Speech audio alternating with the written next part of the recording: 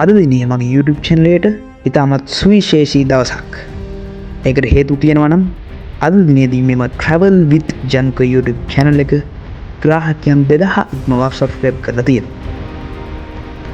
මේ ගමන එන්න මට උදව් කරපු මාත් එක්ක රැඳී සිටි ඔයාලා හැමෝටම මගේ හෘදයෙන් ස්තුතිය පිරිනමනවා.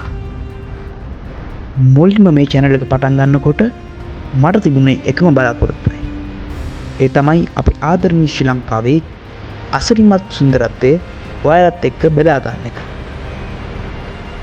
මගේ වීඩියෝ වලින් මම හැම වෙලේම උත්සාහ කළේ ශ්‍රී ලංකාවේ සැගවුණු සුන්දර තැන්, කදුකරේ තේවතු, වෙරළ තීරය, ඉපැරණි නටමුන්, ඒ වගේම අපේ සංස්කෘතිය සහ රසවත් කෑම බීමවල සුවිශේෂී අත්දැකීම් ඔබ වෙත ගෙන එන එකයි. මම විශ්වාස කරනවා මේ වීඩියෝ බලන ඔබ ලංකාවේ තවත් අලුත් තැනක් ගැන දැනගන්න ඇති කියලා. ඒ විතරක් නෙවෙයි, YouTube එකේ තියෙන community post හරහා මම බැලුවේ නිරන්තරයෙන්ම මගේ audience එකත් එක්ක සම්බන්ධ වෙලා මගේ channel එකේ කටයුතු ඉදිරියට කරගෙන යන්න.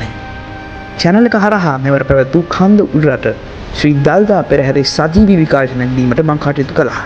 එහිදී ලැබුණු අතිශය මහත් ප්‍රේක්ෂක ප්‍රතිචාර හේතුවෙන් මගේ channel එක තව තවත් දීර්ඝමත් වුණා. තවත් ඉතාමත් අපූර්ව travel vlogs රාශියකින් නැවත හමු වෙමු. එතෙක් ජය වේවා. ඔබලා සාදරයෙන් පිළිගන්න travel with Janko YouTube channel එක සමගින්